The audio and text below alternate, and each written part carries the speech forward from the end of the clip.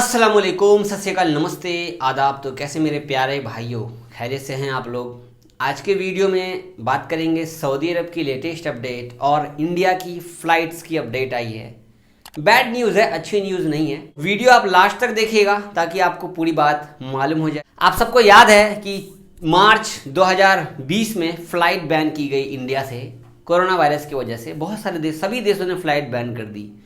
मार्च से 2020 से लेके आज तक आपको आज की बात बता रहा हूँ। आज फिर से अपडेट आया है, आपको मैं सर्कुलर शेयर कर रहा हूँ DGCA का, आपको इंटरनेशनल फ़्लाइट्स के रिगार्डिंग। तो इंडियन गवर्नमेंट की तरफ से फिर से वही पुराना अपडेट, घिसा पीटा अपडेट के ये जो फ़्लाइट का सिस्टम है नॉर्मल फ़्लाइट्स का, इसे हम 30 जून तक बढ़ा रहे हैं। नॉर्मल फ़्लाइट सस्पेंड रहेगा। जिस देश से वो आपको एयर बबल्स, जिस देश से वंदे भारत मिशन की फ़्लाइट चल रही है या कार्गो की फ़्लाइट चल रही है, वो फ़्लाइट चलती रहेंगी। आप लोगों को पता है कि कब से आप लोग वेट कर रहे हैं। पिछले साल कितने सारे हमारे भाई जावेद भाई, जनवरी में खुल जाएगा, जावेद भाई फरवरी में खुल जाएगा, मार्च में खुल जाएगा, अप्रैल में खुल जाएगा। देखो अप्रैल, मई, जून आ गया। तो आप लोगों को क्या उम्मीद लगता है? मैं इस ट्वीट को रीट्वीट किया, मैंने लिखा आई नो 2023, बस इतना लिखा। इन लोगों को ज़रा सा भी ये नहीं है कि भाई गल्फ़ कंट्री की फ़्लाइट बैन है, इसका हम उपाय निकालें, कुछ ढूंढें, कुछ फंक्शन करें, कुछ बातचीत करें। ऑक्सीजन तो तुरंत चला जाता है अल्हम्दुलिल्लाह, ऑक्सीजन कॉन्सेंट्रेट और भी बहुत सारी चीज़ें जो हेल्प की होती है इंडिया में, वो तुरंत चली जाती है। इस पर कोई भी प्रॉब्लम नहीं है। चलो ठीक है, कोई दिक्कत नहीं है, हमारे लिए ही है। लेकिन हमारे गैर मुल्की भाई जो भी इंडिया में अभी गए, छुट्टी में गए, वापस नहीं आए, पता नहीं उनका कफील उनको बुलाएगा, उनका कंपनी उनको बुलाएगा। कितने सारे भाई हमारे परेशान हैं और ये हमारी गवर्नमेंट फ़्लाइट बैन करके रखी है। कम से कम एयर बबल्स ही शुरू कर देती, उतना ही बहुत है। अब आप लोग बोले कि भाई सऊदी गवर्नमेंट ने बैन करके रखा है ना। सऊदी गवर्नमेंट ने ही बैन करके रखा क्योंकि वायरस की वजह से बैन करके रखा है। लेकिन हमारी गवर्नमेंट क्या कर रही है? जब वायरस कम था इंडिया में तब भी तो कोई एयर बबल्स का चक्कर नहीं हुआ ना भाई।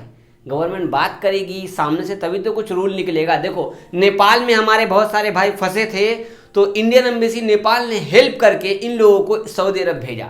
अभी बहरीन में भी 300 से ज़्यादा लोग फंसे हुए हैं। जैसा कि आपको पता है कि क्वारंटाइन पैकेज का रूल बन गया सऊदी अरब में, तो इन सब का प्रॉब्लम सॉल्व कर रही है। आपको मैं ट्विटर के अकाउंट को शेयर कर रहा हूँ। इंडियन एम्बेसी बहरीन हेल्प कर रही है फिर से। तो कैसे हेल्प कर रही है? हेल्प कर रही है ना, तो हमारी गवर्नमेंट भी हेल्प कर सकती है ना। आप लोग क्या बोलते हैं इस बारे में? मैं क्या गलत बोल रहा हूँ? जब इस तरीके से आप लोग हेल्प कर सकते हैं तो यही हेल्प आपने दुबई वालों को क्यों नहीं किया था? दुबई में बेचारे 1.5 लाख 2 लाख लगा करके, और अभी भी दुबई में फंसे हुए हैं सऊदी अरब आने के लिए, अभी भी कोई हेल्प नहीं है।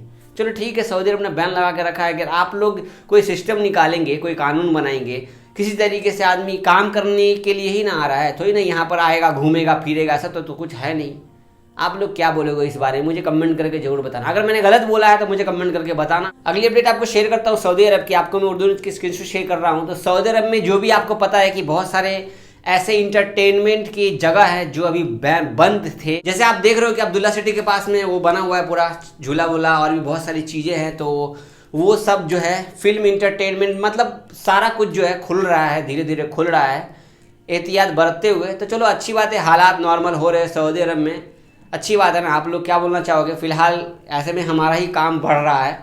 हालात तो अच्छे हो रहे, लेकिन हमारा काम बढ़ रहा है या नहीं बढ़ रहा है? और लोगों का काम ज़्यादा बढ़ता है। ये सब खुल जाएगा तो ड्यूटी भी लगने लगेगी, है कि नहीं? अगली अपडेट सऊदी अरब की। तो सऊदी अरब में आपको बहुत जल्द टूरिस्ट वीज़ा ओपन होने वाला है। ये खबर अमेरिकी न्यूज़ चैनल के द्वारा बताया गया है कि अमेरिका में जो एम्बेसी है, सऊदी एम्बेसी, वहाँ जो है वेरीफाई किया गया इस बारे में। तो इन्होंने कहा है कि बहुत जल्द, जैसा कि आपको पता है कोरोना के टाइम से लेकर के अब तक टूरिस्ट वीज़ा पर बैन है और अब तक इस पर कोई आ नहीं सकता। तो शायद बहुत जल्द टूरिस्ट वीज़ा खुलने वाला है सऊदी अरब में। तो इंशाल्लाह आगे देखते हैं क्या होता है, बताऊंगा मैं आपको। अब आपको शेयर करता हूँ आज की कोरोना की अपडेट। तो आज है 28 मई और आज 1215 केस निकले हैं, जिनमें 1161 ठीक हुए हैं। रियाद में 345 केस निकले हैं, मक्का में 324 केस निकले हैं, ईस्टर्न में 145, मदीना में 96, असीर में 80, जजान में 64, अलकसीम में 55, ताबुक में 35, नजरान में 23, हाइल में 21, अलबाहा में 17, नॉर्दर्न बॉर्डर में 6 और अलजौफ में 4 केस निकले हैं। तो सऊदी अरब में टोटल एक्टिव केस 10,195 हो गए हैं। अगर बात करें सऊदी अरब में दवा लगने की, तो 1,36,07,966 लोगों को अब तक दवा लग चुकी है आज तक के डेट में। अगली अपडेट शेयर करो आपको सेकंड डोज के हवाले से खबर, जो आप लोग बोल रहे जावेद भाई सेकंड डोज कब लगेगी। तो फिलहाल यहाँ पर 60 साल से ऊपर के जो भी लोग हैं उन सबको सेकंड डोज लगना शुरू हो चुका है, चाहे वो इंडियन हो, चाहे वो गैर मुल्की हो, चाहे वो सऊदी हो, उनको दवा लगना शुरू हो गया है।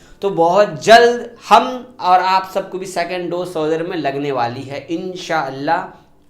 आगे देखो दवाई जैसे आएगा, पूरा लोड ये भर लेंगे दवा का, तब फटाफट कहेंगे कि चलिए हम आपको मैसेज भेज रहे हैं, जैसे भी होगा हम आपको बता देंगे।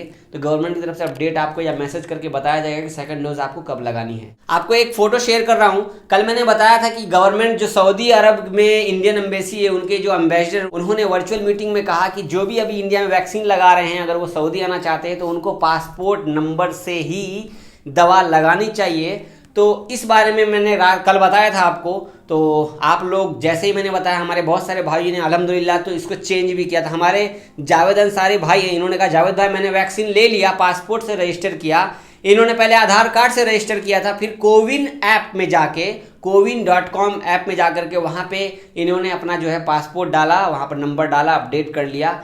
तो कोशिश करेंगे तो कर सकते हैं, अगर नहीं है तो कोई बात नहीं, अपने आधार से भी लगाई है या पैन कार्ड से भी लगाई है। थोड़ा सा आपको प्रॉब्लम होगा, क्योंकि जब इंडियन एम्बेसी के एम्बेसडर इस बारे में बोल रहे हैं तो कुछ ना कुछ तो प्रॉब्लम हो सकता है। आपके जानने वाले अगर कोई सऊदी अरब में काम करते हैं तो उनको आप ये बात जरूर बता दीजिए। आप दवा लगा रहे हैं तो कोविशील्ड ही लगवाइएगा, बाकी कोई दवा मत लगाइएगा। बिना कोविशील्ड के आपको प्रॉब्लम बाद में होगी। अगर आपने कोवैक्सीन लगा ली है तो बिल्कुल आपको प्रॉब्लम होगी, क्योंकि फिलहाल कोवैक्सीन को WHO ने इमरजेंसी यूज़ के लिए अप्रूव नहीं किया है, और कोविशील्ड एस्ट्राजेनेका ऑक्सफोर्ड बनाती है। तो इसलिए मैं कह रहा हूँ आपको, क्योंकि गवर्नमेंट जो सऊदी एम्बेसी, क्योंकि इंडियन एम्बेसी ने जो बताया मैं आपको वही बता रहा हूँ, बाकी कोई अपने से जोड़ के नहीं बता रहा हूँ। अपने दोस्तों को भी आप बता दीजिएगा, ठीक है। तो ये थी आज कुछ मिलती जुलती अपडेट। मैंने जो शुरू में फ़्लाइट के बारे में कहा, अगर मैंने कुछ गलत बोला हो या सही बोला हो, आप लोग इस बारे में क्या राय रखते हैं मुझे कमेंट करके जरूर बताइएगा। आप हमारे चैनल पे पहली बार आए तो हमारे चैनल को सब्सक्राइब कर लीजिए। अगर कुछ पूछना हो तो कमेंट कर सकते हैं। अगर आप फेसबुक पे देख रहे हैं तो हमारे पेज को ऊपर फॉलो कर लीजिए, और वीडियो ज़्यादा से ज़्यादा बिना बोले हुए आप शेयर कर दिया कीजिए। पहले शेयर कर दीजिए, इसके बाद पूरी वीडियो देखिए, ठीक है ना। क्योंकि मैं आपके लिए रोज़ वीडियो बनाता हूँ, आप सबको हर एक खबर से आगाह करके रखता हूँ अल्हम्दुलिल्लाह। तो आप सब भी समझ सकते हो, कम से कम लाइक ही कर दिया करो। अगर ना शेयर कर सके तो लाइक करने से कुछ नहीं होने वाला भाई, लाइक कर दो आप लोग, ठीक है, कमेंट कर दो, और दुआ में याद रखिए, अपना ख्याल रखिए और सही से रहिए घर पर। अल्लाह हाफिज़।